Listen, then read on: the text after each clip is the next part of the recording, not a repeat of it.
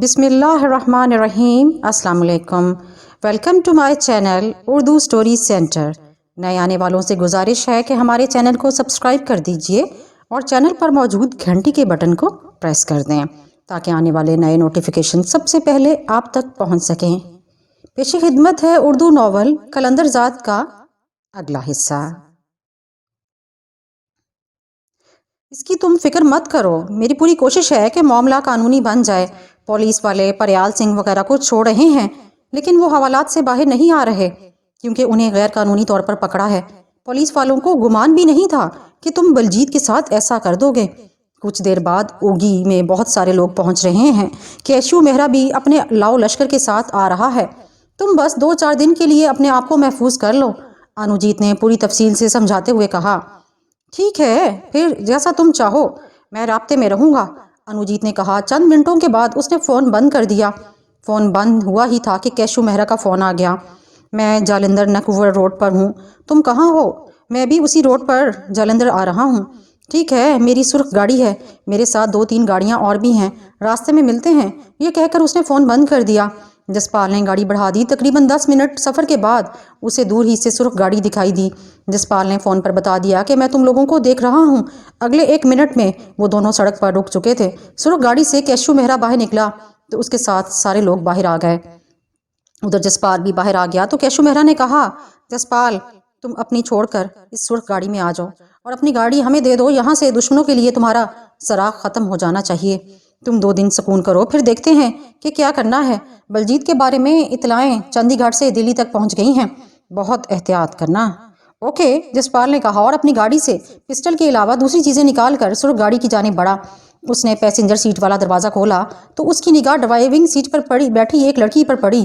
وہ جیسے ہی بیٹھا، لڑکی نے گاڑی بڑھا دی، پھر تیزی سے یو ٹرن لے کر واپس جالندھر کی جانب چل دی۔ جسپال نے بیک میرر میں دیکھا، کیشو مہرا کی گاڑیاں بھی چل پڑی تھیں۔ وہ لمحہ بلمحہ ان کے درمیان فاصلہ بڑھتا چلا گیا۔ تبھی ڈرائیونگ کرتی ہوئی لڑکی نے کہا، ہائے جسپال، نمریتا نام ہے میرا، نمریتا کور۔ اب چونکہ 2-4 دن ہم نے ساتھ ہی رہنا ہے، اس لیے تعارف ابھی ہو جائے تو اچھا ہے۔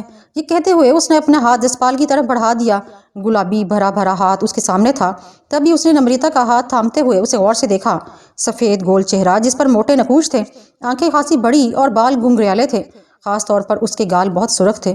بڑے بھرے نرم بدن پر گلابی ٹی شرٹ اور نیلی جین تھی۔ اس کی رانیں بہت موٹی اور بھاری تھیں، پاؤں میں سفید سینڈل۔ جسپال نے اس کا ہاتھ چھوڑ دیا۔ کیسی لگی ہوں میں؟ کس حوالے سے؟ جسپال نے شوق سے انداز میں سوال کر دیا۔ پہلی نگاہ میں دیکھنے کے حوالے سے، باقی خوبیاں تو شاید بعد میں کھلیں گی۔ یہ کہتے ہوئے وہ ہلکا سا کہکا لگا کر ہنس دی۔ اچھی ہو، امید ہے کہ اچھی دوست بھی ثابت ہوگی، جسپال نے کہا۔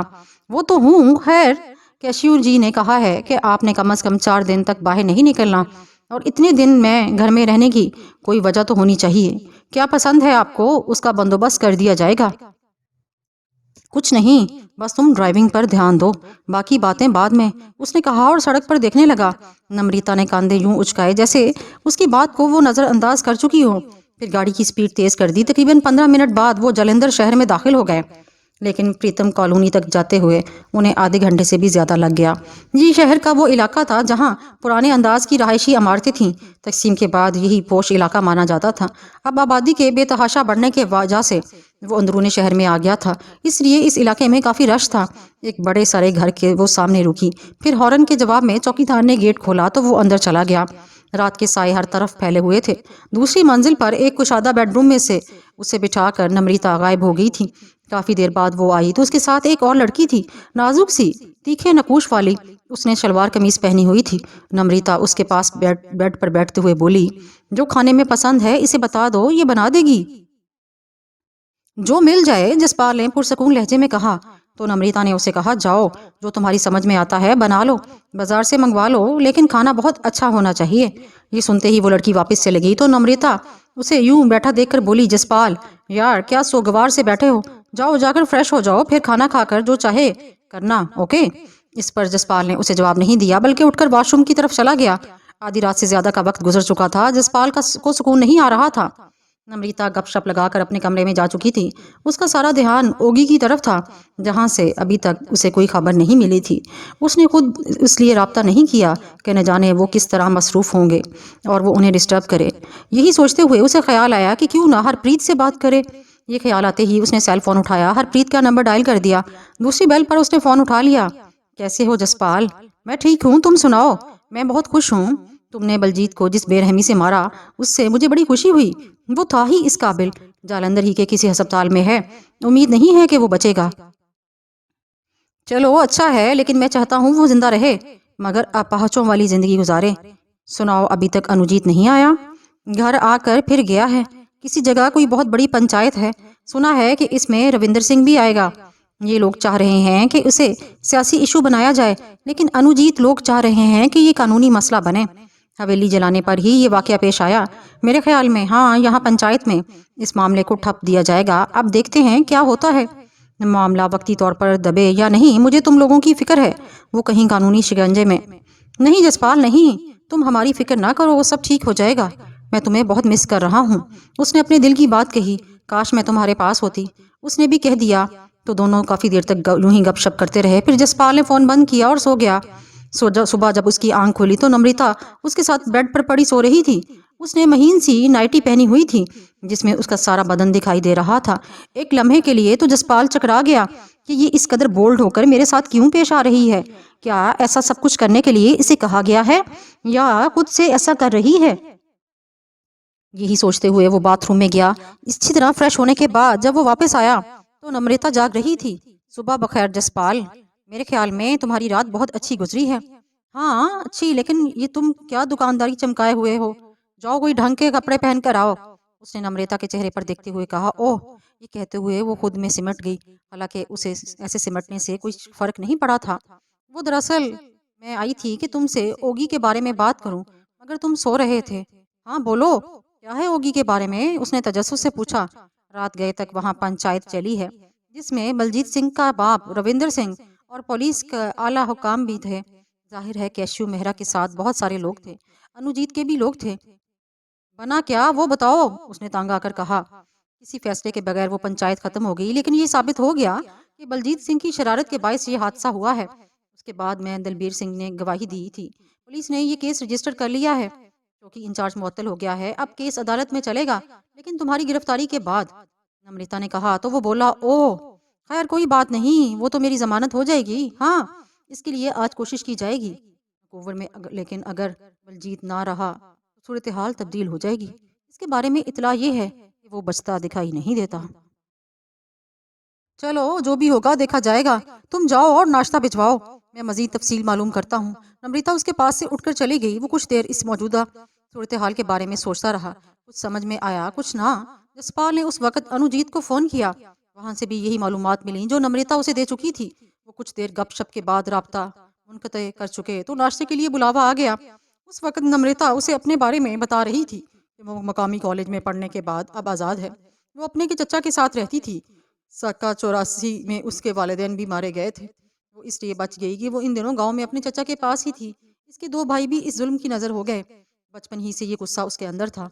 उसने बाकायदा तालीम के साथ फ्रीडम मूवमेंट को ज्वाइन किया और उसके लिए काम करती रही। फिर एक बार पुलिस के हत्थे चढ़ गई, मगर कोई जुर्म साबित ना हुआ। तब से वो पूरी तरह अपनी तंजीम के साथ चल रही है।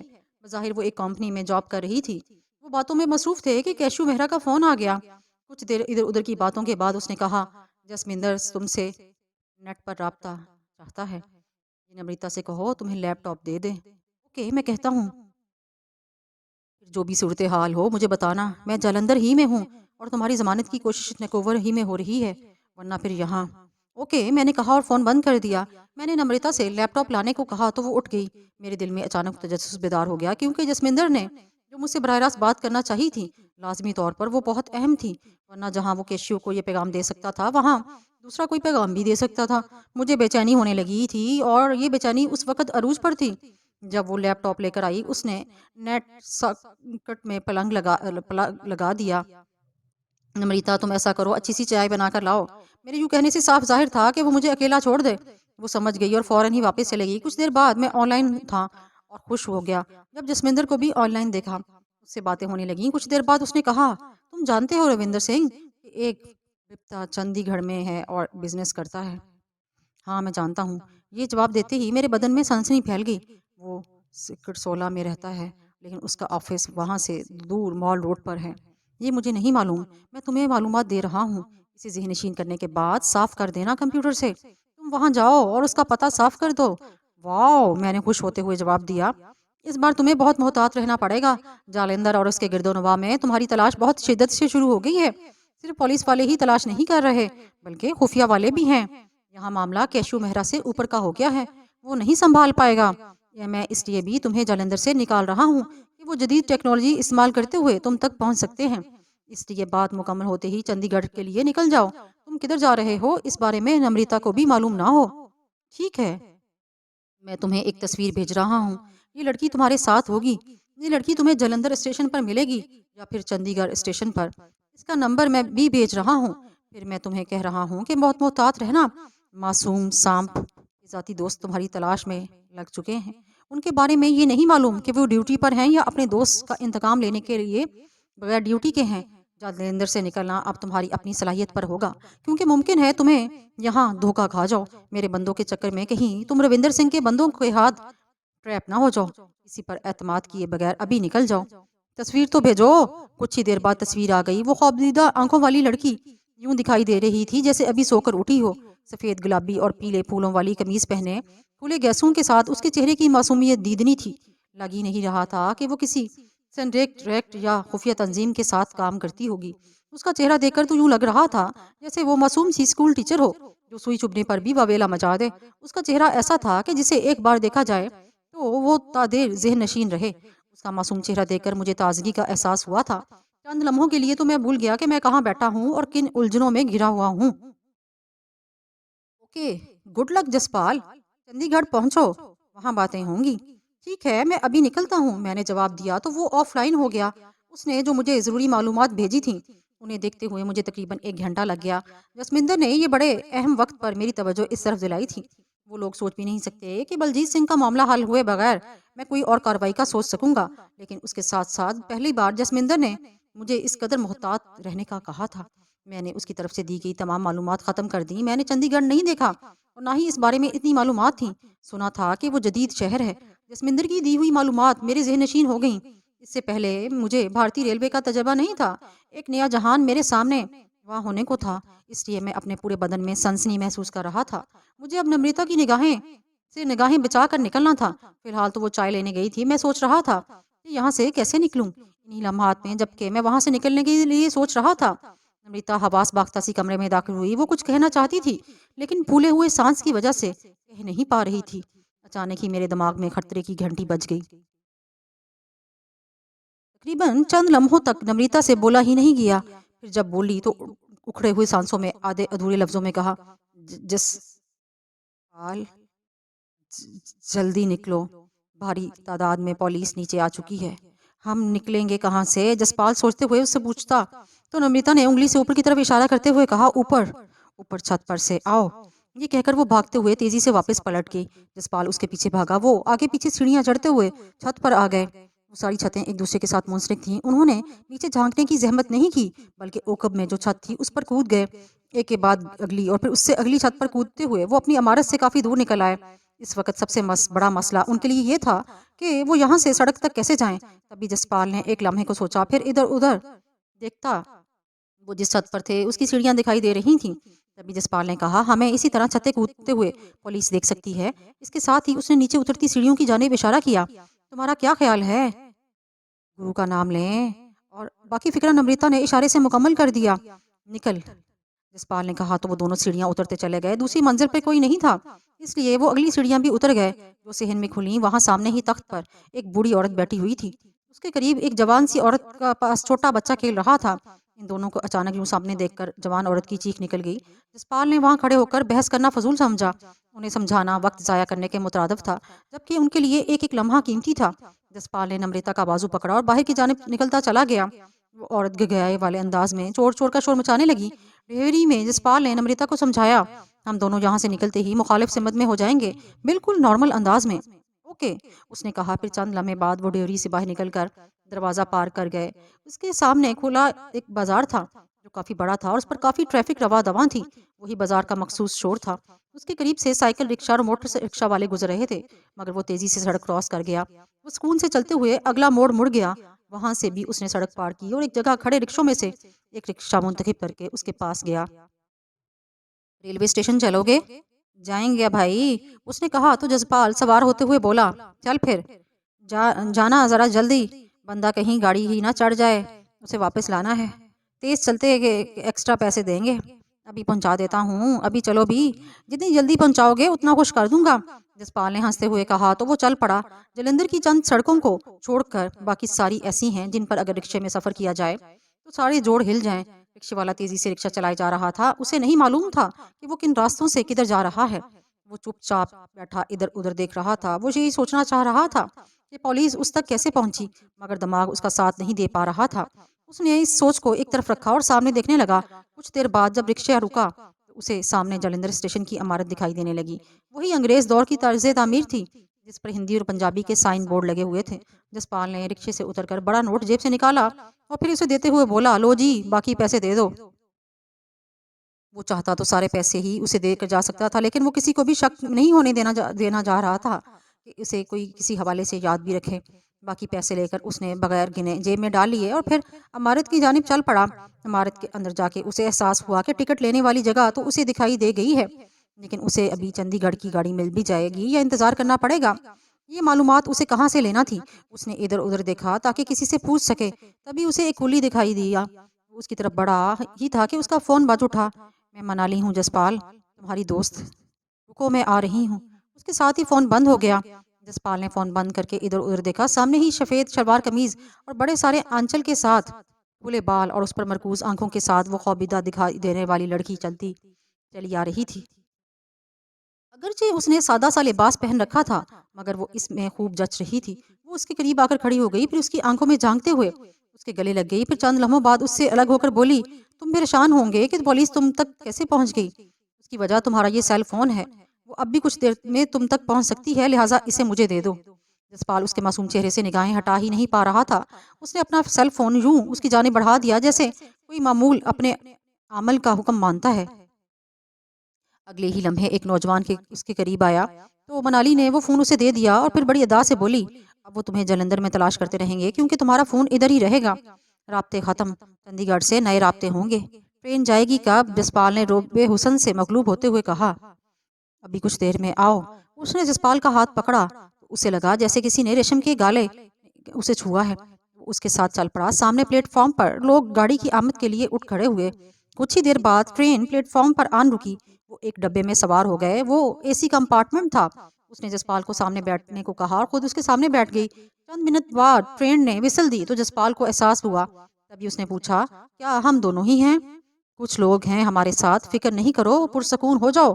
लफ्ज उसके मुंह ही में थे कि वो दो नौजवान उनके पास आए। उनके पास कुछ सामान था, वो उन्होंने रखा और वापस पलट गए। कुछ खाओ पियोगे जसपाल?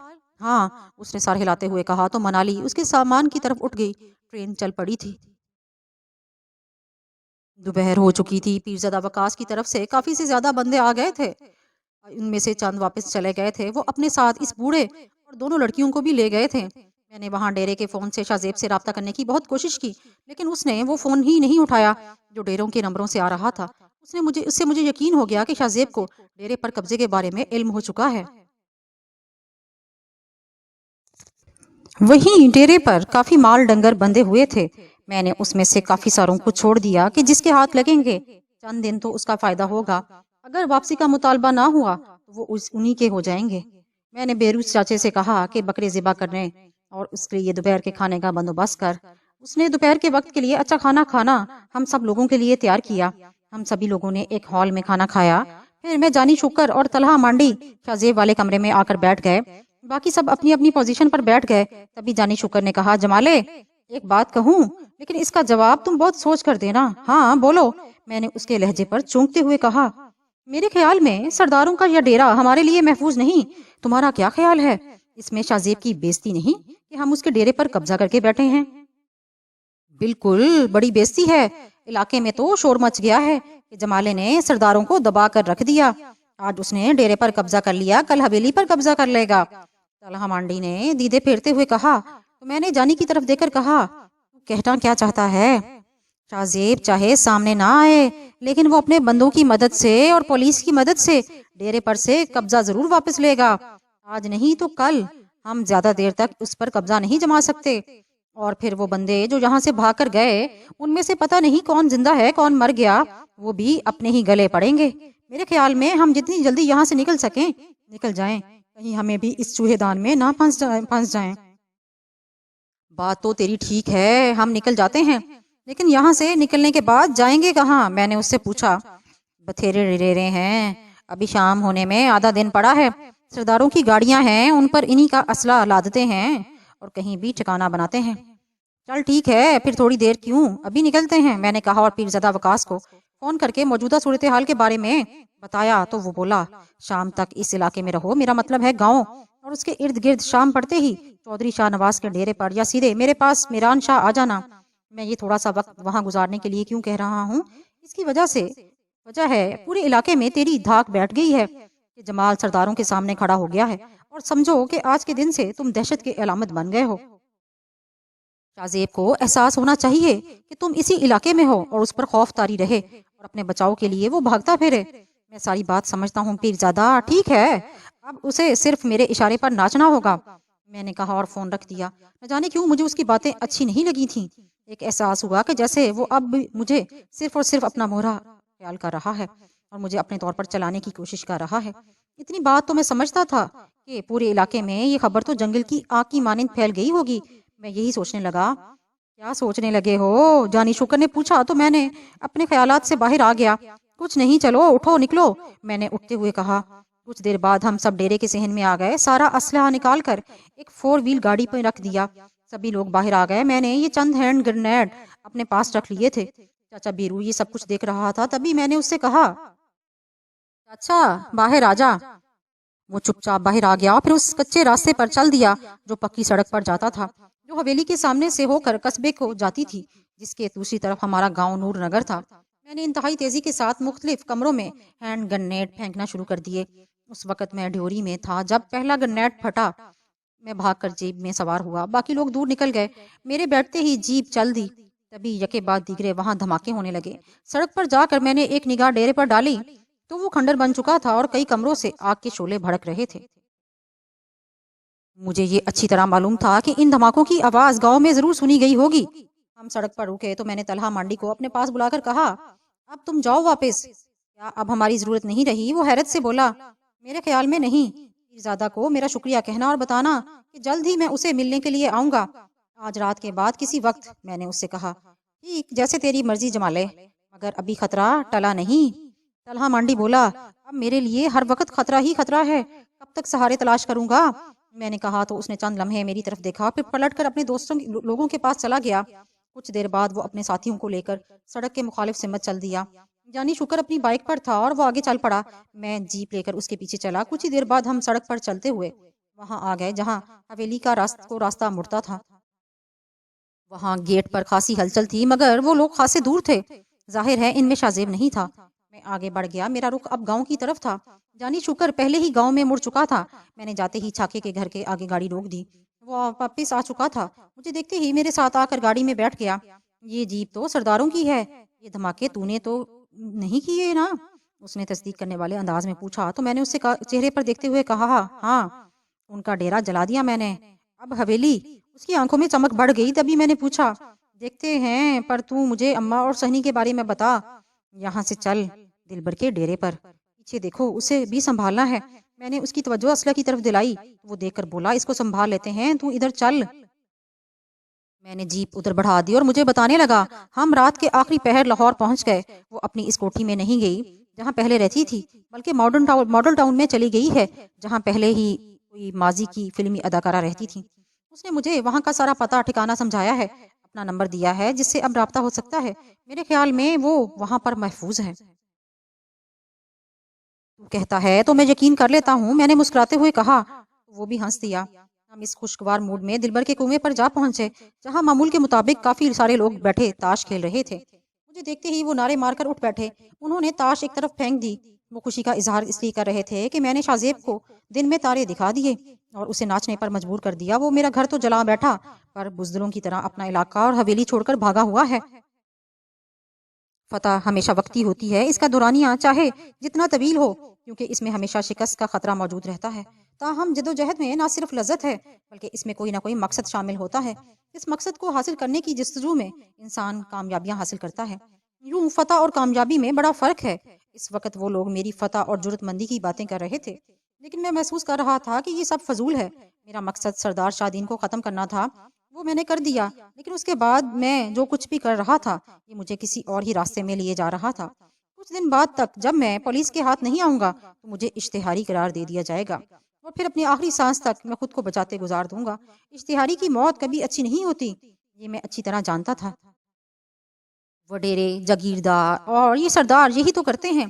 जो बंदा भी इलाके में सर उठाता है, उसे अपनी छत्र छांव में लेकर इश्तिहारी बना देते हैं। ये कोई मस्बत रवैया नहीं, लेकिन इस मनफी रवैये से इनकी हाकिमियत कायम रहती है। अब मैं भी अपनी जान बचाने और शाहजेब को मारने की फिक्र में था। फिर उसके बाद एक तवील जंग थी, जो किसी न किसी के साथ लड़ते रहना था।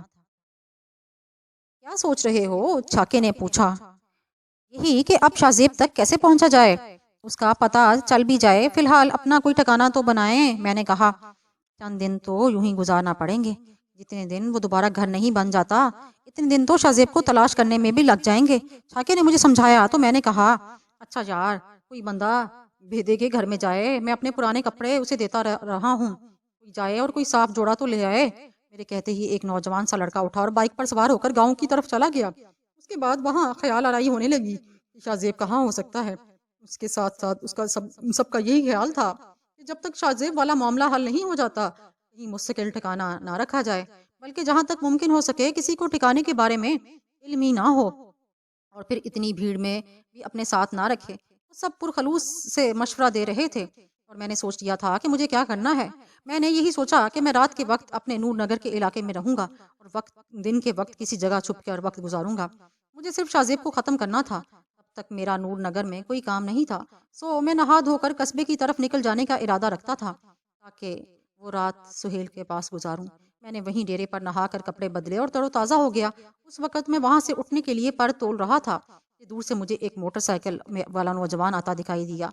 उसके पीछे हमारे गांव का एक बुजुर्ग था, जिसने हमें पंचायत का रुकन बनाया हुआ था। वो तेजी से हमारे करीब आते चले जा रहे थे। मेरे समेत वहां पर मौजूद हर शख्स के जहन में ये सवाल था कि ये यहाँ क्यों आ रहे हैं। कुछ देर बाद उन्होंने डेरे पर मोटरसाइकिल रोकी और वो बुजुर्ग हमारे दरमियान आकर चारपाई पर बैठ गया। उसने मुझे अपने साथ बिठा लिया तो सभी हम तन गोश हो गए। देख पुत्र जमाल, हम जानते हैं कि शाहजेब ने ख्वामखा तुमसे दुश्मनी बनाई है। इसकी वजह कुछ भी रही हो, लेकिन ये हकीकत है कि इसमें तुम्हारा नुकसान हुआ और तमाम दिन दिन जुर्म की राह पर तुम चलते जा रहे हो। इसके बाद होगा क्या? तुम इश्तिहारी बन जाओगे और तुम मौत के खौफ से पहले ही मर जाओगे। लेकिन अब मैं क्या करूं भी क्या? मैं अपने आप को भी ना बचाऊं? मेरी माँ किधर है? इसका जवाब है आपके पास। अब मेरे शाहजेब के दरमियान दुश्मनी चल पड़ी है। हम में से कोई एक खत्म होगा तो इसका इंजाम होगा, वरना नहीं। इसके दरमियानी राह भी निकल सकती है। ये दुश्मनी किसी के खत्म हुए बगैर भी खत्म हो सकती है। बुजुर्ग ने पूरे खलूस से कहा। कैसे? मैंने पूछा। बेटा, मुझे गलत मत समझना, मैं तुम्हें एक मशवरा देने जा रहा हूँ। उस पर खूब सोच लेना, फिर बात करना। मैं नहीं कहता कि तुम शाहजेब से माफी मांग लो, बल्कि शाहजेब ने अपने बाप के कत्ल का इल्जाम अगर तुम पर लगाया है तो उसका सामना करो। तुमने अगर ये गुनाह नहीं किया तो फिर नहीं किया, ये साबित कर दो। बाबा, आप पुरानी बातें कर रहे हैं।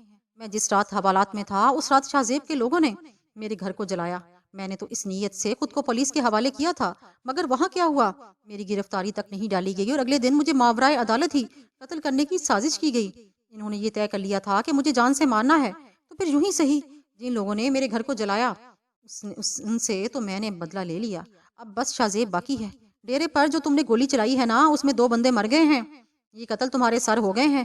सरदार शाहदीन के कत्ल में जो हम समझते हैं कि तुम पर इल्जाम है, इससे तो बच जाते, लेकिन अब इनमें तुम पुलिस को मतलूब हो गए हो और दिन ब दिन तुम इस दलदल में फंसते चले जाओगे। अब फिर क्या हो सकता है? मैंने बुजुर्ग को अंदिया मालूम करना चाहा, जो अब तक उसने नहीं बताया था।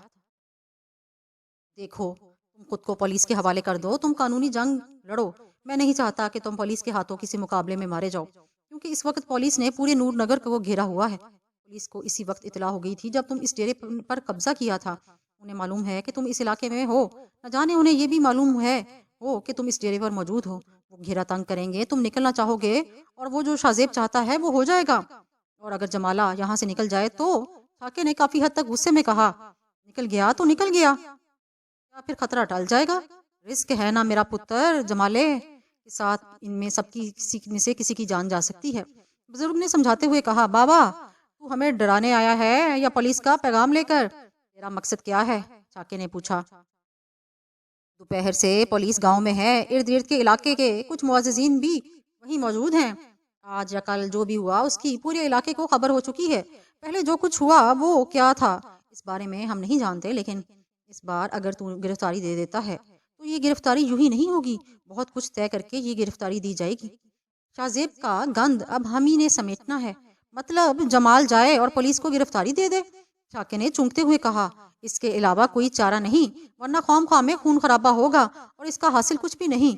بزرگ نے متانت سے کہا، وہ کیا طے کریں گے؟ میں نے پوچھا، یہ تو بتا دے، پھر بیٹھ کر اچھا ہی کریں گے۔ اب اس علاقے میں مزید خون ریزی برداشت نہیں ہو سکتی، بزرگ نے سکون سے کہا۔ ٹھیک ہے، میں سوچ کر بتاتا ہوں، میں نے کہا تو وہ بزرگ اٹھ کھڑا ہوا۔ ہم سب چوک میں بیٹھے ہوئے ہیں اور 1 گھنٹے تک تیرا انتظار کریں گے، آ جاؤ تو ٹھیک، نہ آئے تو پھر ہمارے ساتھ بھی کچھ نہیں رہے گا، میں مشورہ کرتا ہوں، میں نے کہا تو وہ چلا گیا۔ کچھ دیر تک ہر بندہ اپنی اپنی بولی بولنے لگا۔ ان سب کا خیال تھا کہ مجھے گرفتاری نہیں دینی چاہیے، اشتہاری ہونا ہے تو ہو جائے۔ کیا شاہ زیب پھر اپنی خباثت نہیں دکھائے گا؟ دکھائے گا، کیوں نہیں دکھائے گا؟ جمالے کی موت تھی، اب اسے اس علاقے میں لے کر آئے گی۔ اب نہ جانے کہاں بیٹھ کر وہ پولیس کو مہرے کے طور پر استعمال کر رہا ہے۔ میں نے ان کی ہاں میں ہاں ملاتے ہوئے کہا، تو بس پھر ٹھیک ہے، تو نکل یہاں سے، پولیس کو ہم الجھا لیتے ہیں، پورے علاقے میں ناچتی رہ جائے گی۔ لیکن یہ بھی تو سوچو، کیا ہم علاقے کی مخالفت لے لیں گے؟ ایک شاہ زیب کی مخالفت ہے، اب وقت ہے، اگر علاقے کے معززین کی ہم بات مانتے ہیں تو کم از کم وہ ہماری پشت پر ہوں گے، ہماری محبت میں نہ صحیح، شاہ زیب کی مخالفت ہی میں صحیح۔ اگر ہم نے انہیں بھی ناراض کر لیا تو ہمارا اس علاقے میں رہنا مشکل ہو جائے گا۔ میرا خیال ہے ایک بار علاقے والوں کے مان کر دیکھ لیں، میں نے سب کی طرف دیکھ کر کہا۔ تو گرفتاری دے دے گا؟ ایک نے پوچھا۔ وہ تو ہے، ورنہ پولیس والی ذہنی اذیت تو چلتی رہے گی۔ وہاں جاتے ہیں اور دیکھتے ہیں کہ وہ کیا کرتے ہیں۔ اب تو میری مرضی ہے نا کہ وہ میری گرفتاری لیتے ہیں یا نہیں، لاشوں کو تو ہتھکڑی پہنانے سے رہے۔ میں نے دور تک سوچتے ہوئے کہا، تم ٹھیک کہتے ہو جمالے، چھاکے نے میری آنکھوں میں دیکھتے ہوئے کہا۔ تو چلو پھر چلتے ہیں۔ نہیں، تم سب لوگ ادھر رہو، میں جاتا ہوں اکیلا، اگر میں گرفتار ہو گیا تو تھانے میں ملنے آ جانا، ورنہ شام تک میری قبر کا بندوبست کر لینا۔ میں نے کہا اور اٹھ کر کھڑا ہو گیا۔ میں ان سب کے گلے ملا، بائک لی اور گاؤں کی جانب چل پڑا۔ سچائی اور مردانگی میں حقیقت سے انکار نہیں کیا جاتا، چاہے نتیجہ کچھ بھی ہو۔ سازش کرنے والے وقتی کامیابی تو لے سکتے ہیں، لیکن ان کے لیے دائمی شرمندگی اور شکست مقدر بن جاتی ہے۔ مرد وہی ہوتا ہے جو حقیقت کا سامنا کرے۔ سازشوں سے وقتی کامیابی لینے والے اپنے آپ کو مرد کہلانے کے حقدار نہیں۔ میں نے ایک لمحے میں فیصلہ کر لیا تھا کہ میں راہ فرار اختیار نہیں کروں گا، بلکہ حقیقت کا سامنا کروں گا۔ یہ حقیقت تھی کہ میں نے سردار شاہدین کا قتل کیا، اس کے لیے میں نے خود کو پولیس کے حوالے بھی کر دیا تھا۔ میں نے خون کا بدلہ لے لیا تھا جو کبھی انہوں نے میرے باپ کو مارا تھا، اور اپنی طاقت کے بلبوتے پر خود کو اس قتل سے مبرہ قرار دلوا لیا۔ آج یہی کچھ میں ان کے ساتھ کر رہا تھا، وہ طاقت کے بلبوتے پر آج بھی مجھے گھیر رہے تھے، اور میں نے فیصلہ کر لیا تھا کہ انہی کے ہتھیاروں سے انہی کو مات دوں گا۔ میں کب تک بھاگتا؟ گاؤں کے چوراہے میں برگد کے درختوں تلے لوگوں کا رش تھا، بہت سارے پولیس والے اور گاؤں کے عام لوگوں کے علاوہ چارپائیوں پر علاقے کے معززین بیٹھے ہوئے تھے۔ ایک چارپائی پر وہی ڈی ایس پی موجود تھا جو مجھے گرفتار کر کے لے گیا تھا۔ گاؤں کے بزرگ اور پیرزادہ وقاص بھی وہیں موجود تھا۔ میں نے سب کو سلام کیا اور ایک طرف پڑی خالی چارپائی پر بیٹھ گیا۔ میری آمد پر جو ہلچل مچی تھی اس پر سکوت طاری ہو گیا۔ تبھی پولیس انسپکٹر اٹھا اور اس نے اونچی آواز میں سب گاؤں والوں کو اور پولیس والوں کو وہاں سے ہٹ جانے کو کہا۔ جلد ہی چند لوگ وہاں رہ گئے تو ایک بڑے معزز بزرگ آدمی نے کہا، ڈی ایس پی صاحب، جمال آ گیا۔ میں سمجھتا ہوں کہ یہ اس کی سچائی کا پہلا ثبوت ہے، ورنہ اگر یہ مجرم ہوتا تو اب تک یہ بھاگ گیا ہوتا۔ میں مانتا ہوں چودھری صاحب، اس نے جو کچھ بھی کیا رد عمل کے طور پہ کیا۔ شاہ زیب نے اس پر الزام لگایا لیکن ایک بھی ثبوت نہیں دیا۔ میں نے اس لیے اس کی گرفتاری نہیں ڈالی تھی کہ میں سمجھتا تھا کہ اسے خواہ مخواہ پھنسایا جا رہا ہے۔ اس نے کسی دوسرے آپشن پر بات نہیں کی تھی۔ اب شاہ زیب لاہور میں ہے اور وہاں سے اعلیٰ حکام کے ساتھ مل کر ہم پر دباؤ ڈلوا رہا ہے۔ کہ ہم اسے گرفتار کریں۔ اب یہ ہماری مجبوری ہے، جمال اگر ہمارے ساتھ چلتا ہے تو ہم اس کے ساتھ پورا تعاون کریں گے۔ یہ نہ ہو کہ اب بھی آپ اس کی گرفتاری نہ ڈالیں۔ اور جس طرح شک تھا کہ ایک معزز نے کہا تو ڈی ایس پی فوراً بولا، نہ نہ نہ، اس بار قانون کے مطابق سب کچھ ہوگا۔ اب تک شاہ زیب نے کوئی ثبوت نہیں دیا کہ یہ الزام اس نے کیوں لگایا۔ یہ بالکل اسی طرح ہے جیسے کوئی بندہ اٹھ کر یہ کہہ دے کہ شاہ زیب نے خود اپنے باپ کو قتل کیا۔ میں کہہ رہا ہوں نا کہ آپ سب اور جمال ہمارے ساتھ تعاون کریں تو ہم بھی پوری طرح تعاون کریں گے، اور مجھے یقین ہے ہم اس کا ریمانڈ نہیں لے پائیں گے بلکہ اس کی ضمانت ہو جائے گی۔ یہ میرا وعدہ رہا کہ قانونی طور پر میں جمال کو اپنی صفائی کا پورا موقع فراہم کروں گا۔ اب یہی طے ہے نا کہ جمال پر صرف اور صرف شادین کے قتل کا الزام ہے، اور باقی جو کچھ ہوا؟ بزرگ نے پوچھا۔ ڈیرے پر جو کچھ ہوا اس کی اطلاع ہے ہمیں، لیکن وہاں پر ان اشتہاریوں نے 3 لوگوں کو اغوا کر کے رکھا ہوا تھا۔ باقی میں اور جمال ساری بات خود طے کر لیں گے۔ ڈی ایس پی نے شاید عوامی طور پر یہ بات کہنا مناسب نہیں سمجھا تھا، وہ میری طرف دیکھنے لگا تھا۔ ٹھیک ہے، میں گرفتاری دیتا ہوں۔ یہ کہتے ہوئے میں نے پیرزادہ وقاص کی طرف دیکھا، وہ ہلکے سے مسکرا دیا۔ میں نے اٹھ کر اپنے بازو پھیلا دیے۔ ایک کانسٹیبل نے میری کلائیوں میں ہتھکڑی ڈال دی اور پھر میری تلاشی دی۔ کوئی قابل اعتراض شے نہ پا کر وہ مطمئن ہو گئے۔ میں خود چلتا ہوا کچھ فاصلے پر کھڑی گاڑی میں جا بیٹھا۔ اس وقت شام کا اندھیرا پھیل گیا تھا جب مجھے تھانے میں لا کر حوالات میں بند کر دیا گیا۔ وہاں 3 اور لوگ تھے جو میرے لیے اجنبی تھے۔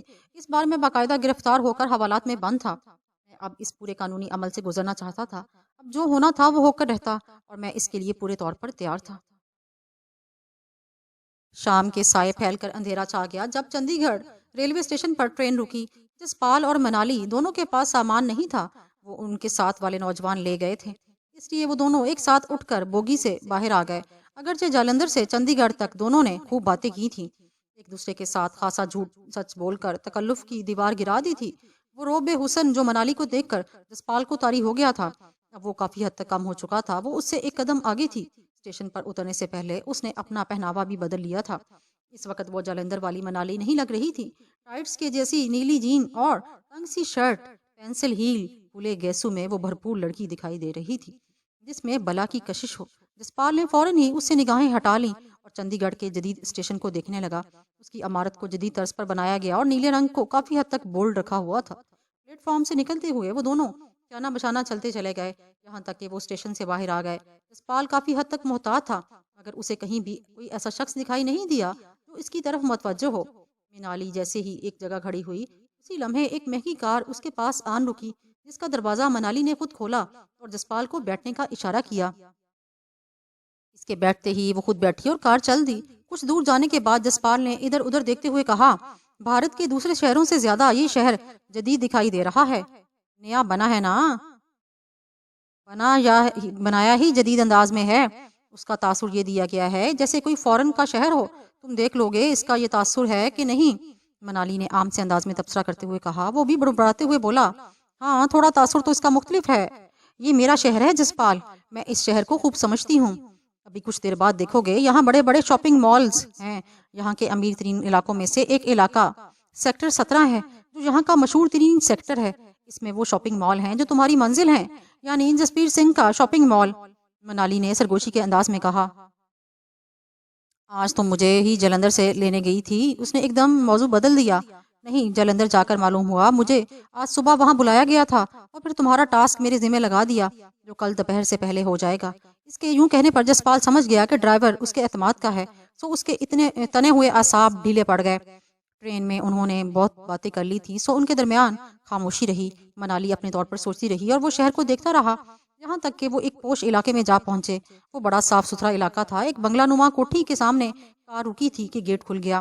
وہ کار سمیت اندر چلے گئے۔ وہ ڈرائنگ روم میں گیا تو اسے لگا جیسے وہ کسی یورپی ملک کے گھر میں آ گیا ہو۔ منالی اسے سیدھا کمرے میں لے گئی۔ یہاں آرام کرو، میں ابھی آتی ہوں، یہ کہہ کر وہ پلٹ گئی۔ اس وقت وہ فریش ہو چکا تھا۔ جب منالی دوبارہ کمرے میں آئی، وہ پہلے سے زیادہ فریش دکھائی دے رہی تھی۔ جسپال، آؤ چلیں، کھانا بھی باہر سے کھائیں گے اور تمہارے لیے تھوڑی شاپنگ بھی کر لیں۔ میرے لیے شاپنگ کرنی ہے تم نے؟ اس نے اٹھتے ہوئے کہا۔ اپنا لباس دیکھو، میلا ہو رہا ہے، اور پھر جسپیر کے شاپنگ مال سے کوئی سوٹ خریدنا تو اور بھی اچھا ہے نا؟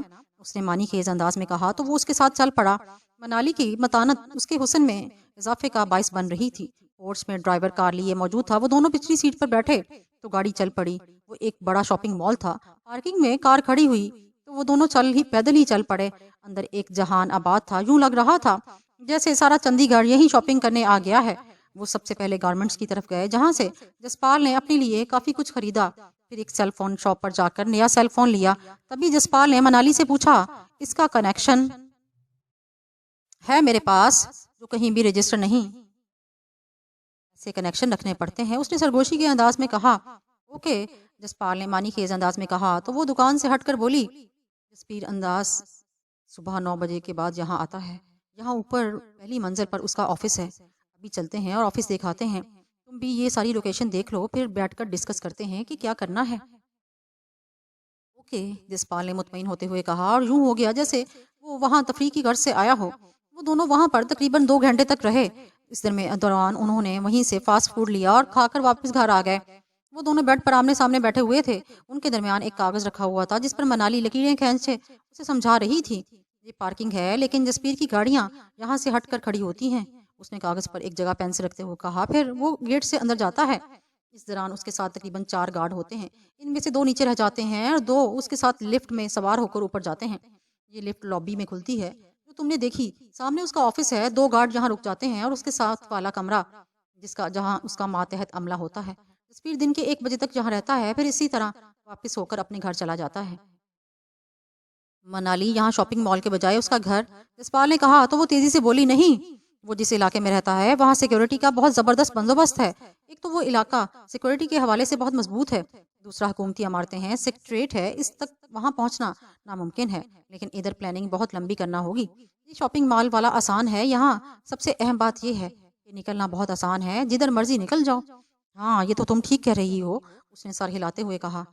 ये 3 पॉइंट हैं। नंबर 1 पार्किंग से गेट, नंबर 2 लॉबी में लिफ्ट से निकलते ही, और तीसरा उसके ऑफिस में। इन तीनों में से एक पॉइंट कोई एक देखो, क्योंकि ये सब तुमने करना है।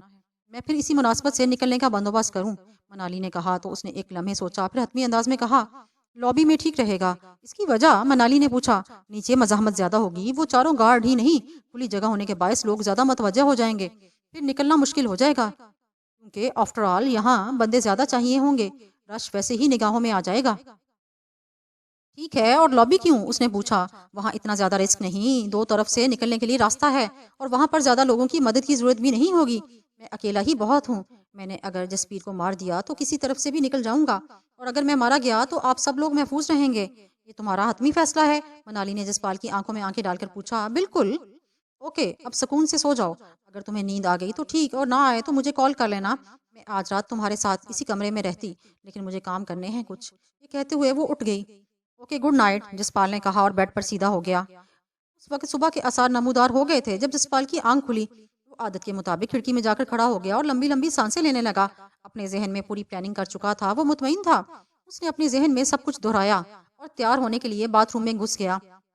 उस वक्त वो तैयार होकर एक सोफे पर बैठा टीवी देख रहा था जब मनाली अंदर आई। उसके चेहरे पर हर दर्जा मलाहत और खुशगवारियत थी। उसने वैसी ही नीली जीन और चकदार शर्ट और जॉगर पहने हुए थे। उसने बालों को पोनी बांधी हुई थी। उसके चेहरे पर एक शानदार मुस्कुराहट थी। अच्छी लग रही हो, जसपाल ने उसे देखकर बेसाख्ता कहा, और तुम भी बहुत हैंडसम लग रहे हो, आओ नाश्ता करें। उसने कहा तो जसपाल ने टीवी बंद किया, फिर उसके साथ बाहर चल दिया। वो दोनों चलते हुए ड्राइंग रूम में आ गए, जहाँ मेज पर नाश्ता लगा हुआ था। नाश्ते के मेज पर वो दोनों ही थे। पुरसुकून माहौल में हल्की फुल्की गपशप में उन्होंने नाश्ता खत्म किया। देखो 9 बजने में तकरीबन 1 घंटा पड़ा है, अब हमें निकलना चाहिए। तो फिर चलो, जसपाल ने उठते हुए कहा। तकरीबन 20 मिनट बाद वो जसबीर के शॉपिंग मॉल पहुंच गए। गाड़ी पार्किंग में लगाते हुए मनाली ने कहा, मैंने यहाँ फील्डिंग लगा दी है। वो सामने देखो, सब्ज और पीले रंग की टोपी पहने एक नौजवान लड़का, वो अपना आदमी है। इसके भी ऐसी कैप होगी, वो हमारा बंदा है। जरूरी नहीं कि बाहर निकलते वक्त तुम पार्किंग में आओ। वो सामने सड़क के पार दरख्त के साथ गाड़ी खड़ी है, उस तक जाना। वो तुम्हें पहचानते हैं। बेधड़क उस गाड़ी में बैठ जाना। अब हम अंदर चलते हैं। अंदर जाकर हमारे रास्ते अलग हो जाएंगे। मैं सिर्फ तुम्हें सारी प्लानिंग तुमने कर ली है, मगर मेरे पास या तुम्हारे पास असला नाम की कोई शय नहीं। फायर किससे होगा? जसपाल ने मुस्कुराते हुए पूछा। तो मनाली हंसते हुए बोली, ये सिक्योरिटी गार्ड पार्क क्रो बनाती हैं। वो दोनों सिक्योरिटी गार्ड के करीब पहुंच गए। इर्द गिर्द मोहतात गार्ड खड़े थे। वो सुकून से गुजर गए। हाँ बोलो, उसने पूछा। अगर असलहा लेकर आते तो यहीं पकड़े जाते। अब वो देखो, सामने स्नेक्स की दुकान है। وہاں تک چلو، وہاں سب کچھ مل جائے گا، منالی نے کہا اور لچکتی ہوئی اس کے ساتھ یوں چل دی جیسے اسے دنیا کی پرواہ نہیں۔ وہ دونوں وہیں ایک طرف جا بیٹھے۔ چند لمحے بعد ان کے لیے آرڈر لینے کے لیے ایک لڑکی آ گئی۔ منالی نے اسے آرڈر دیا۔ اسی دوران لڑکا تیزی سے چلتا ہوا اس کے قریب آ کر پھسل گیا۔ وہ شاپنگ مال کا ملازم تھا۔ گرتے گرتے جسپال سے ٹکرا گیا۔ تبھی جسپال کو محسوس ہوا کہ کوئی بھاری چیز اس کی گود میں آن پڑی ہے۔ لڑکا شرمندہ سا ہو کر اٹھ گیا اور آگے چلا گیا۔ جسپال نے ٹٹول کر محسوس کیا اس میں پسٹل تھا۔ آ گیا، جسپال نے دیکھے بغیر منالی سے کہا، وہی وہ پسٹل ہوں گے، 2 پسٹل ہوں گے۔ اب اٹھ اور واش روم کی طرف چلو، وہیں جا کر چھپاتے ہیں۔ منالی نے کہا اور اٹھ گئی۔ وہاں جا کر تنہائی کے لیے انہیں چند منٹ لگے۔ جسپال نے تیزی سے پسٹل نکالے، ایک منالی کو دیا اور دوسرا خود کو کوٹ کی جیب میں ڈال لیا۔ وہ فاضل میگزین تھے جو ایک منالی کو دے دیا۔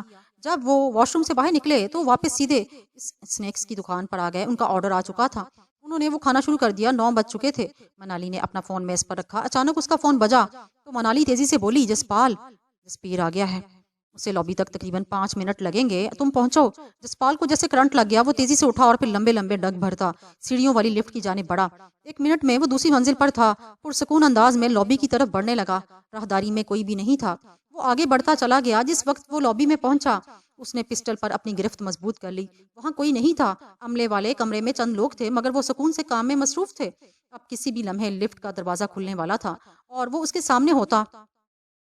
وہ سائیڈ میں دیوار کے ساتھ لگ کر کھڑا تھا۔ لفٹ رکی، دروازہ کھلا، جسپیر آگے اور اس کے گارڈ پیچھے باہر آ گئے۔ جسپال نے پہلے ایک گارڈ کے سر پر پھر دوسرے گارڈ کا نشانہ لیا۔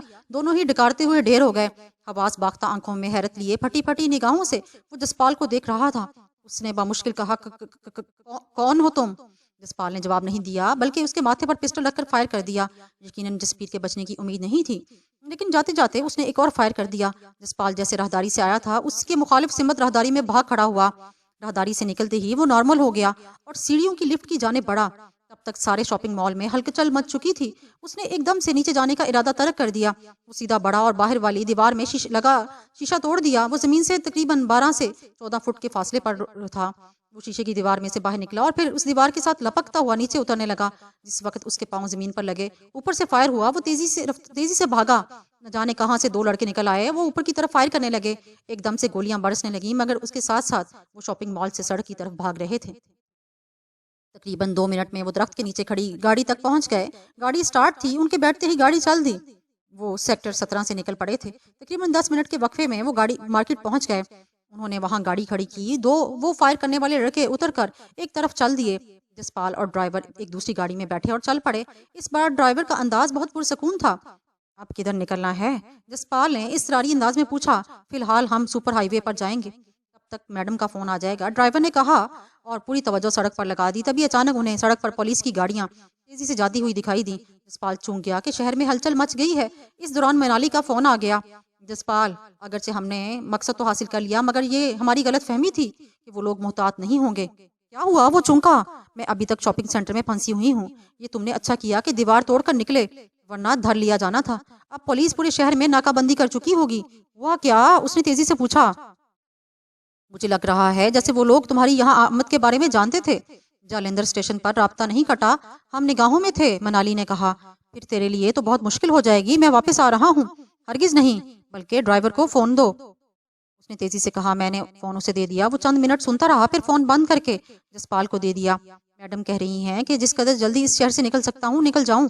جیسے جیسے وقت گزرے گا یہاں سے نکلنا مشکل ہی نہیں ناممکن ہو جائے گا۔ تو پھر اس نے پوچھا، دیکھتے ہیں کدھر نکلتے ہیں۔ یہ کہہ کر اس نے گاڑی کی رفتار آہستہ کر دی اور پھر ایک ذیلی سڑک پر ڈال دی جہاں سے کچھ آگے جا کر بسوں کا ایک اسٹاپ تھا۔ ڈرائیور نے گاڑی وہاں آگے روکی اور جسپال کو اشارہ کر کے نیچے اتر آیا۔ دونوں پیدل چلتے ہوئے واپس اسٹاپ پر آ گئے۔ چندی گڑھ سے اپنی سواری میں نکلنا بہت مشکل ہو جائے گا، ہر جگہ اپنی شناخت دینا پڑے گی۔ یہاں بس میں بیٹھ کر شہر سے نکلتے ہیں۔ اوکے، جسپال نے سمجھتے ہوئے کہا اور اسٹاپ پر آ کر کھڑا ہو گیا۔ چند لمحوں بعد اس نے ڈرائیور سے پوچھا، تیرا نام کیا ہے؟ اپنی دنیا کے لوگوں کا کیا نام ہوگا؟ آپ جو مرضی پکار لو، وہ ہنستے ہوئے بولا۔ پھر بھی یار اب ہمارا ساتھ تو ہے نا۔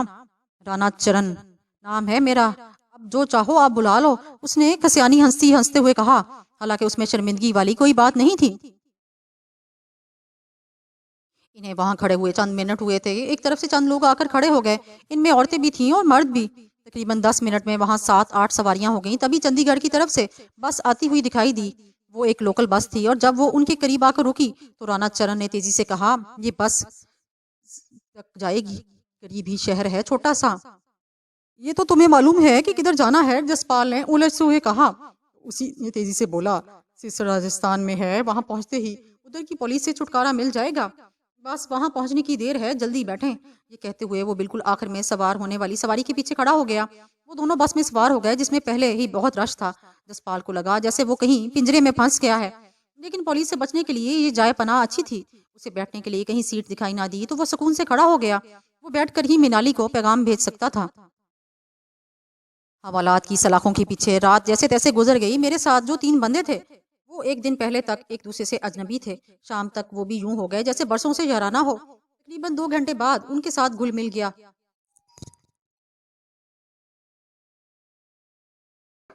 انہیں تاش کھیلنے کے لیے چوتھے بندے کی ضرورت تھی جو میری صورت میں انہیں مل گیا اور وہ میرے پاس آ گئے۔ حوالات کے مدکوک پیلے بلب کی روشنی میں رات گئے تک تاش کی بازیاں چلتی رہیں، پھر پتہ نہیں کب سوئے تھے، کیونکہ صبح جب آنکھ کھلی تو روشنی باہر جانے پھیل چکی تھی۔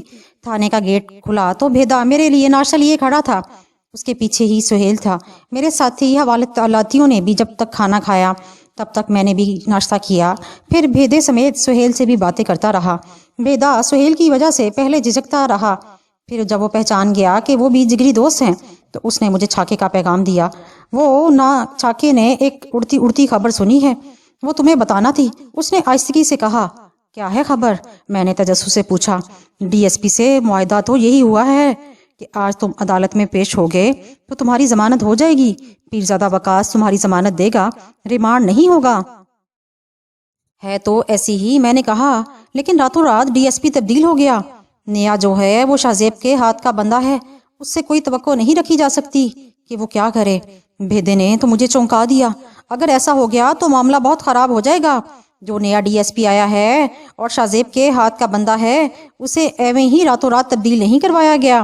اب اتنی کوشش کر کے جو اسے یہاں لگوایا ہے تو، میں نے تشویش زدہ لہجے میں کہا تو سہیل نے سوچتے ہوئے کہا، اب یہ دیکھ لو، شاہزیب نے بڑے وقت پر پتہ کھیلا ہے، پہلے وہ ریمانڈ کے چکر میں تمہیں ادموا کریں گے، پتہ نہیں کیا کیا جرم تیرے گلے میں ڈالیں گے، اس کا اندازہ تمہیں اس وقت ہو جائے گا جب تم جج کے سامنے پیش ہوگے۔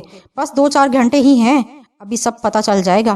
مطلب پیرزادہ وقاص کوشش کرے گا لیکن یہ کوشش پوری نہیں ہوگی، میں نے سوچتے ہوئے کہا، پھر دھیرے سے ہنستے ہوئے کہا، اب کیا کیا جائے، قسمت ہی میں ایسا ہے تو پھر ایسا ہی صحیح، برداشت کریں گے، جو ہوگا دیکھا جائے گا۔ تو فکر نہ کر، میں تم سے پہلے عدالت میں ہوں گا، دیکھتے ہیں کیا ہوتا ہے۔ سہیل نے مجھے تسلی دی جو بہرحال دل کو تسلی دینے والی بات تھی۔ اصل معاملہ تو تب کھلنا تھا جب میں جج کے سامنے پیش ہوتا، ابھی تک تو قیاس آرائیاں ہی تھیں۔ کچھ دیر بعد وہ دونوں برتن لے کر واپس چلے گئے۔ میں آئندہ کے بارے میں سوچنے لگا کہ اب کیا ہوگا۔ تقریباً 7 بجے کے قریب قیدیوں کو لے جانے والی گاڑی تھانے کے اندر آ گئی۔ ہم چاروں ہی تھے، ہمارے ساتھ 5 کانسٹیبل اور انسپکٹر منیر باجوہ اگلی سیٹ پر بیٹھ گیا۔ گاڑی چل پڑی اور میں ذہنی طور پر تیار ہو گیا کہ مجھے واپس پلٹ کر اسی حوالات میں آنا ہے۔ میں قصبے کی حوالات میں تھا اور نزدیک ترین شہر جس میں سیشن جج بیٹھتا تھا وہ تقریباً 50 کلومیٹر کے فاصلے پر تھا۔ جس سڑک پر ہم نے سفر کرنا تھا اس کے دائیں طرف سرسبز و شاداب کھیت تھے اور بائیں جانب ریلوے ٹریک جس کے آگے جنوب تک چولستان کا وسیع و عریض علاقہ تھا۔ موسم خاصا گرم ہو چکا تھا۔ قصبے سے نکلتے ہی ایک حوالاتی نے کان پر ہاتھ رکھ کر ماہیہ گانا شروع کر دیا، جس میں ان سوچوں سے باہر نکل آیا کہ مجھ پر کیا کیا الزامات لگائے جائیں گے جس کی وجہ سے میری ضمانت نہیں ہو پائے گی۔ ویسے بھی یہ خام خیالی ہی تھی کہ قتل کے ملزم کو فوراً ضمانت پر نہیں چھوڑا جا سکتا۔ وہ ماہیہ گاتا رہا اور دوسرے اس سے محظوظ ہوتے رہے، لیکن میں اپنی ہی سوچوں کی بھول بھلیوں میں کھویا رہا۔ مجھے تھانے اور کچہری کے دشوار گزار اور تھکا دینے والی راہوں سے گزرنا ہوگا۔ میں دراصل ان سے نہیں گھبراتا تھا، میں صرف ان سازشوں سے ڈرتا تھا کہ پتہ نہیں کب اور کس وقت ماورائے عدالت میرے لیے کوئی حکم جاری ہو جائے۔ اصل میں ہمارے ملک کا جو تفتیشی نظام ہے یا پھر جو سزا اور جزا کے لیے فیصلے کیے جاتے ہیں، اس میں اس قدر لچک ہے کہ سیاہ کو سفید اور سفید کو سیاہ کیا جا سکتا ہے۔ سفید چمڑی والے جو نظام چھوڑ کر گئے تھے، کالے انگریزوں نے اس کو اب تک مسلط رکھا ہوا ہے، جس میں انسانی تذلیل زیادہ ہے۔ انہی سوچوں میں الجھتے ہوئے ڈوبتے ہم ضلعی عدالت میں جا پہنچے۔ ہمیں کوتوالی میں رکھا گیا۔ ہم اس انتظار میں تھے کہ ہمیں آواز پڑے اور ہم جج کے سامنے پیش ہوں۔ نیا ڈی ایس پی ابھی تک سامنے نہیں آیا تھا اور اسے آنے کی ضرورت بھی نہیں تھی۔ منیر باجوہ ہی کافی تھا۔ کچھ دیر بعد وہ گھوم کر میرے سر پر آن کھڑا ہوا، کچھ دیر میری طرف دیکھتا رہا، پھر طنزیہ لہجے میں بولا، بہت مان تھا نا تجھے خود پر؟ دیکھ یہاں عدالت میں تیرے لیے کوئی بھی نہیں آیا، بڑا پیرزادہ کرتا تھا، وہ اب نہیں آئے گا۔ چلو نہیں آتا تو نہ آئے، وہ کون سا میرے مامے کا پتر ہے؟ میں نے تنگ کر کہا، وہ تیرے مامے کا پتر بن بھی نہیں سکتا، کہاں راجہ بھوج اور کہاں گنگوا تیلی، جاگیرداروں کے یار جاگیردار ہی ہوتے ہیں۔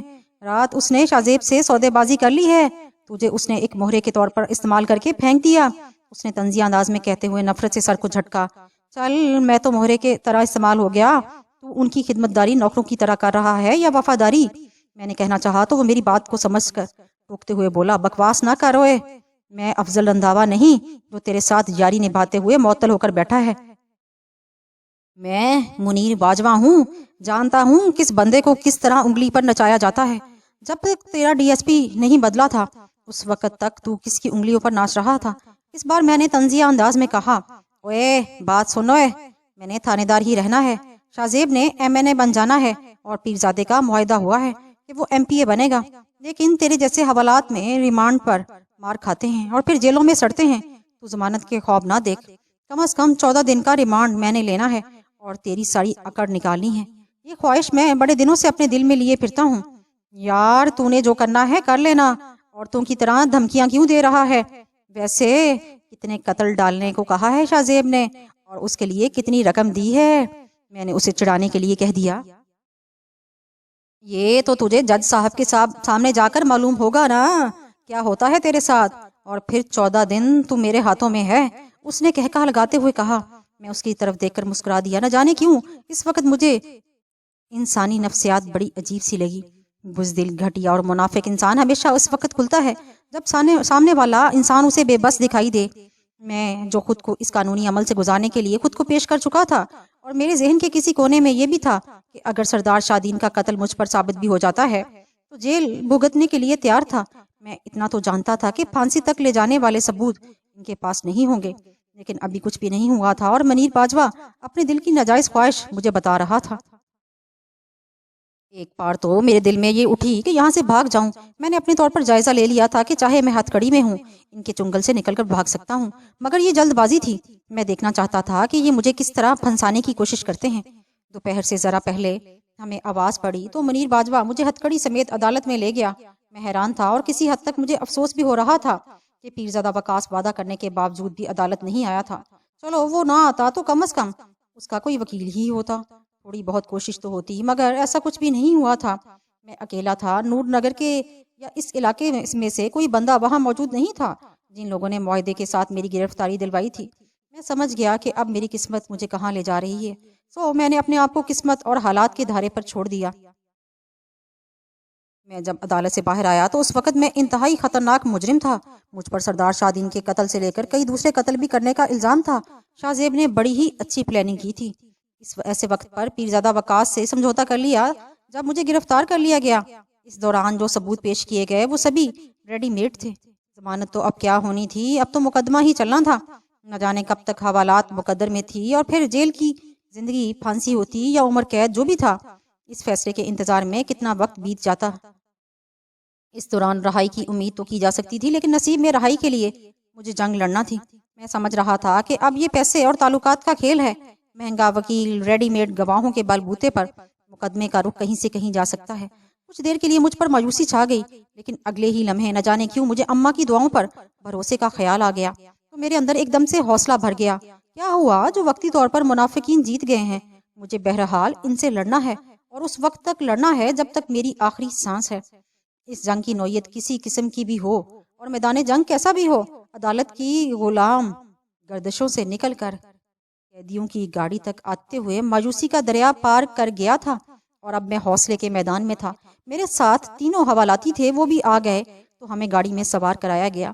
انسپکٹر منیر باجوہ ہمیں اپنی نگرانی میں سوار کرا رہا تھا، اس کے چہرے پر طنزیہ مسکراہٹ مجھے بے چین کر رہی تھی۔ جس وقت میں نے گاڑی میں داخل ہونے کے لیے قدم اٹھایا تو اس نے انتہائی حقارت سے کہا، او چل جلدی کر بیٹھ، واپس چل، تیرے اندر سے بدماشی کو نکالنا ہے، دیکھتے ہیں تو میری خاطر تواضع کس قدر برداشت کرتا ہے۔ وہ ایک دم سے بھنا گیا، मगर उस वक्त मुझे खुद पर काबू पाना ही था। मैं समझता था कि वो घटिया लोग थे जो किसी को घेर कर भड़के मारते हैं। मैं उस वक्त अकेला था, मेरे हाथों में हथकड़ी थी और मैं नहाता था। वो मुझे गुस्सा ही इसीलिए दिला रहा था कि मैं कुछ ऐसा करूं कि वो मेरे जराइम की फाइल में एक नए वर्ग का इजाफा कर दे। मैं खून के घूंट पीकर रह गया। मैंने खुद पर काबू पाया और गाड़ी पर सवार हो गया। इन तीनों हवालातियों के मिलने वाले आए थे। वो इन्हें काफी कुछ खाने पीने को देकर गए थे, जबकि मेरे लिए कोई नहीं आया था। उन्होंने मुझे काफी कुछ खाने पीने को दिया। मैंने सब तरफ से जहन को झटक कर खाने पीने की तरफ तवज्जो दी। जो होना है वो तो होकर ही रहना है, भूखा तो ना रहा जाए। दोपहर के बाद हम वहां से चल दिए। अच्छी खासी धूप थी और मौसम साफ था। उस वक्त हमें सफर करते हुए तकरीबन आधा घंटा हो गया। हम शहर और कस्बे के दरमियान में थे जब हमारी गाड़ी आहिस्ता हुई। ट्रैफिक के दौरान ऐसा होता है कि कभी तेज और कभी आहिस्ता ड्राइविंग की जाती है। मैं यही समझा, लेकिन ऐसा नहीं था, बल्कि जानबूझकर इसके आगे एक ऐसी गाड़ी लाई गई थी कि गाड़ी को आहिस्ता हो जाने पर मजबूर किया जाए।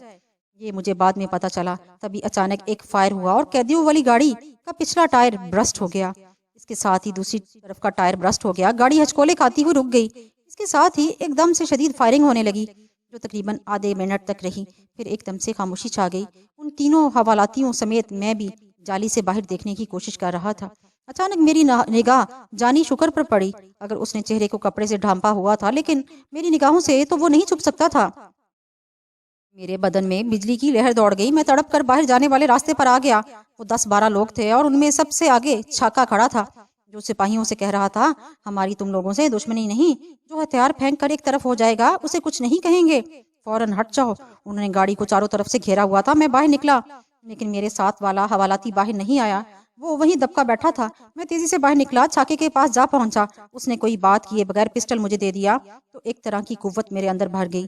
चल निकलते हैं, छाके ने कहा। तो मैंने मुनीर बाजवा की तरफ देखते हुए छाके से कहा, जरा ठहरो, थोड़ा उधार चुका लूं। तुम निकल जाओ, मैं तुम्हें कुछ नहीं कहता। वो मुझे अपनी तरफ आते हुए देखकर बोला, तू कुछ ना कह, लेकिन मुझे तो कुछ कहना है।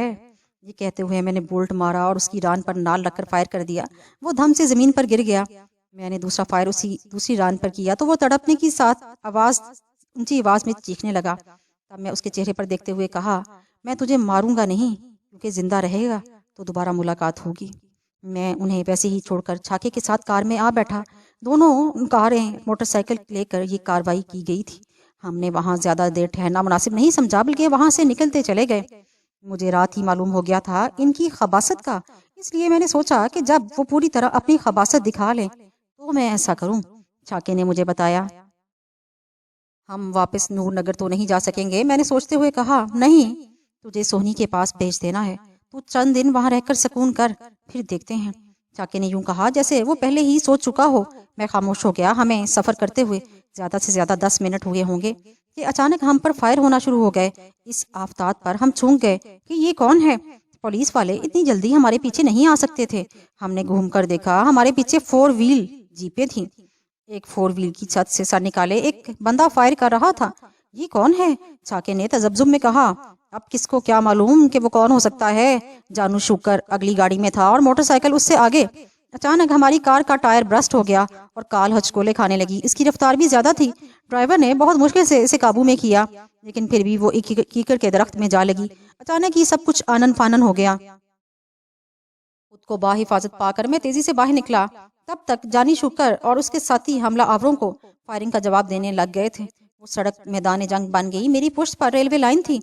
4 व्हील गाड़ियां वो पार नहीं कर सकती थी, इसलिए मैंने छलांग मारी और रेलवे ट्रैक के दूसरी तरफ चला गया। वहां तपती हुई जमीन पर लेटकर मैंने छत से सर निकाले हमला आवर पर फायर कर दिया। गोली उसके सर में लगी थी। वो लड़कता हुआ गाड़ी में गायब हो गया। ऐसा ही मैंने पिछली गाड़ी वाले के साथ किया। वो भी लड़खड़ाते हुए गाड़ी के अंदर गायब हो गया। मैंने देखा छाका और ड्राइवर भागकर जानी शुक्र वाली गाड़ी में चले गए। वो एक सिमत से शदीद फायरिंग करने लगे तो हमलावर की तरफ से भी इसी तरह की शिद्दत होने लगी। मेरे मैगजीन में चंद गोलियां थीं जिन्हें मैं हिकमत अमली ही से इस्तेमाल कर सकता था। मैं शिस्त से लेटे हुए के कोई मेरी रेंज में आए, मैं किसी तरह भी छाके वगैरह के पास नहीं जा सकता था। मेरे जहन में यही ख्याल आ रहा था कि किसी न किसी तरह इस फायरिंग में कमी तो हो, पता चले कि आखिर ये कौन लोग हैं। बिलाशुबा इनका ताल्लुक हमारे इन्हीं दुश्मनों से था जो मुझे घेर कर मारना चाहते थे। اور وہ شاہزیب کے علاوہ اور کون ہو سکتا ہے؟ میں نے شست کر لے کر 4 گولیاں اس طرح چلائیں کہ ان کی گاڑیوں کے 2 ٹائر برسٹ کر دیے۔ ان کی گاڑیاں ناکارہ ہو گئیں اور وہ وقتی طور پر پیچھا نہیں کر سکتے تھے۔ اچانک میری نگاہ سڑک پر دور سے آتی ہوئی پولیس گاڑیوں پر پڑی۔ ممکن ہے وہ انہی کی اطلاع پر آئے ہوں، یا منیر باجوہ وغیرہ کے وہ کسی نزدیکی تھانے سے تھے یا کیا تھا۔ بہرحال پولیس کی گاڑیاں دندناتی ہوئی آ رہی تھیں۔ غنیمت یہ تھا کہ وہ حملہ آوروں کی طرف سمت کی طرف سے آ رہی تھیں۔ عقل مندی کا تقاضا تو یہی تھا کہ چھاکا لوگ وہاں سے بھاگ جائیں، ورنہ جو لاشیں گرتی سو گرتی، باقی گرفتار ہو جاتے، اور انہیں یہی عقل مندی کی کہ وہ فائرنگ کرنا چھوڑ کر ایک دم سے سرپٹ بھاگ نکلے۔ اب میرا وہاں بیٹھے رہنے کا کوئی جواز نہیں تھا۔ میں جنوب کی طرف نشیب میں اترا اور تقریباً بھاگتا ہوا نظروں سے اوجھل ہوتا جا رہا تھا۔ میرے سامنے دور تک ریتلی زمین تھی جس میں جا بجا جھاڑیاں تھیں۔ میں اس پر بھاگتا چلا جا رہا تھا۔ ایک جگہ مجھے جھاڑیوں کا جھنڈ سا دکھائی دیا۔ میں اس میں سستانے اور سانس لینے کے لیے چھپ کر بیٹھ گیا۔ جب مجھے ذرا سا ہوش آیا تو میں نے پلٹ کر دیکھا۔ میں تقریباً کلومیٹر سے زیادہ سفر طے کر کے آیا تھا۔ کچھ لوگ ریلوے ٹریک پر پھر رہے تھے۔ دور دور تک وہاں ریتلی زمین تھی جس میں چھوٹی بڑی جھاڑیوں کے سوا کچھ نہیں تھا۔ میں وہاں دبک کر بیٹھا رہا اور ان لوگوں کو دیکھتا رہا۔ کچھ دیر بعد وہ وہاں دکھائی نہیں دیے، لیکن میں نے رسک نہیں لیا۔ میں یہ دیکھنا چاہتا تھا کہ میری طرح وہ بھی کہیں چھپے اس طاق میں تو نہیں کہ اگر میں یہاں سے باہر نکلوں، مگر شام تک ایسا کچھ نہیں ہوا۔ سورج مغرب کی آگوش میں ڈوبنے کو بےتاب تھا کہ میں وہاں سے نکلا۔ میں بڑے محتاط انداز میں آگے بڑھتا چلا گیا۔ مجھے کسی بستی کی تلاش تھی، وہاں سے کوئی نہ کوئی مدد لے سکتا تھا۔ پھر میں یہ سوچنے لگا کہ انہیں کیا جھوٹ سچ کہہ کر مطمئن کروں گا کہ وہ میری مدد کرنے کو تیار ہو جائیں۔ مجھے بہرحال کسی بستی کی تلاش کرنا تھا، اسی لیے چلتا گیا۔ اس وقت میرے حواس قابو میں آنے لگے جب دور میں نے ایک بستی کے آثار دیکھے۔ میں تیزی سے اس طرف بڑھ گیا۔ اس وقت اندھیرا چھا چکا تھا۔ جب میں اس بستی کے قریب پہنچ گیا، میں نے دیکھا گاؤں کے ایک طرف لکڑیاں گاڑ کر اور جھاڑیوں کی مدد سے دائرے کی صورت میں باڑ لگائی گئی ہوئی تھی۔ اس میں گائیں اور کچھ اونٹ بیٹھے تھے اور اسے ذرا ہٹ کر بستی تھی۔ ان مویشیوں کے پاس کوئی نہ کوئی بندہ ضرور ہوگا۔ یہی سوچ کر میں اس جانب بڑھ گیا۔ میرے اندازے کے مطابق ایک نوجوان سا لڑکا دھوتی باندھے، اوپری جسم سے ننگا، تیزی سے مویشیوں کے سامنے چارہ رکھ رہا تھا۔ اس سے ذرا ایک دور ایک شخص گائے کا دودھ دھو رہا تھا۔ میں نے سکون کا سانس لیا۔ تبھی چارہ ڈالنے والے کی نگاہ مجھ پر پڑی تو وہ ٹھٹک کر میری جانب دیکھنے لگا۔ پھر اونچی آواز میں پوچھا، کون ہے جوان تو؟ میں ایک مسافر ہوں، کچھ دیر آپ لوگوں کے پاس ٹھہرنا چاہتا ہوں۔ میں نے تیزی سے کہا، اچھا ٹھیک ہے آ جاؤ، پر دھیان سے، تمہارے راستے میں کتا بندھا ہوا ہے۔ اس نے کہا تو میں کتے سے بچ کر آگے بڑھا۔ وہ کتا بھی کوئی بلا چیز تھا، کافی بڑا منہ تھا اس کا، اچھا خاصا قد، لیکن یہ بڑی عجیب بات تھی کہ ایک اجنبی کو قریب پا کر وہ ذرا بھی نہیں بھونکا تھا۔ یہی سوال جب میں نے اس نوجوان سے کیا تو وہ بولا، ابھی بندھا ہوا ہے اور ہم ارد گرد پھر رہے ہیں، اس لیے یہ خاموش ہے۔ کتے بھی نسلی ہوتے ہیں۔ خیر تو آ بیٹھ، اس نے ایک چارپائی کی طرف اشارہ کرتے ہوئے کہا۔ میں اس پر بیٹھ گیا تو چند منٹ بعد پانی لے کر میرے پاس آ گیا۔ دوسرا آدمی آرام سے دودھ دھوتا رہا۔ میں نے خوب سیر ہو کر پانی پیا تو اس نے مجھ سے پوچھا، کھانا کھائے گا؟ اگر زحمت نہ ہو تو کھلا دو۔